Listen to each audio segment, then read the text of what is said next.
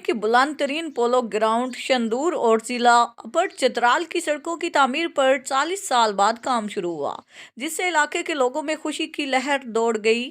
ان سڑکوں کی تعمیر سے اگر ایک طرف لوگوں کو سفری سہولیات میسر ہو کر حادثات میں کمی آئے گی، تو دوسری جانب اس سے اس پسماندہ ضلع کی سیاحت بھی فروغ پا کر ترقی کا باعث بنے گی۔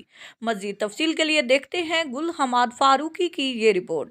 دنیا کے بلند ترین پولو گراؤنڈ شندور اور ضلع اپر چترال کی سڑکوں پر 40 سال بعد کام شروع ہوا۔ نیشنل ہائی وے اتھارٹی کی زیر نگرانی اس سڑک کی کل لمبائی 153 کلومیٹر جبکہ اس کی چوڑائی 42 فٹ ہے۔ اس سڑک میں 23 پل، کلواٹ، سائیڈ وال، نکاسی کا نالہ اور شولڈر بھی شامل ہے۔ اس کی PC1 کے لیے 16.55 ارب روپے منظور ہو چکے ہیں۔ چترال میں سڑکوں کی تعمیر کے لیے جدوجہد کرنے والی غیر سیاسی تنظیم CDM کے رضاکاروں نے زیر تعمیر سڑک کا معائنہ کر کے اس پر تسلی کا اظہار کیا۔ چترال ڈیولپمنٹ موومنٹ کے اراکین نے ضلع اپر چترال کی ڈپٹی کمشنر سے بھی ملاقات کر کے مطالبہ کیا کہ سڑک میں آنے والے لوگوں کی نجی زمینات کی ادائیگی کے لیے فوری اقدامات اٹھائے جائے تاکہ کام میں کوئی رکاوٹ نہ آ سکے۔ ڈپٹی کمشنر نے ہر ممکن تعاون کے ساتھ ساتھ ان رضاکاروں کا بھی شکریہ ادا کیا جو علاقے کے لیے بے لوث خدمات انجام دے رہے ہیں۔ CDM کے اراکین نے کام پر اطمینان کا اظہار کرتے ہوئے مطالبہ کیا کہ چترال کی دیگر سڑکوں پر بھی کام شروع کیا جائے اور اسے بلدیاتی انتخابات کے بعد بھی جاری رکھا جائے۔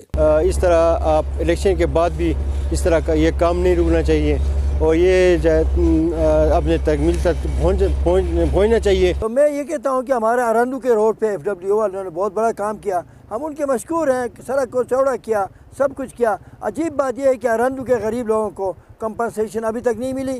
تو یہاں ٹورزم کے بہت سارے مواقع ہیں اور امپلائمنٹ اپرچونیٹیز بھی اگر یہ روڈ بن جائے۔ میں حکومت وقت سے اپیل کرتا ہوں، درخواست کرتا ہوں کہ لوکل گورنمنٹ الیکشن سے پہلے چترال شندور روڈ کے لیے private land compensation district collector کے اکاؤنٹ میں جمع کیے جائے۔ انیچے کی کنسلٹنٹ کا کہنا ہے کہ یہ سڑک 2 سال میں مکمل ہونے کا امید ہے۔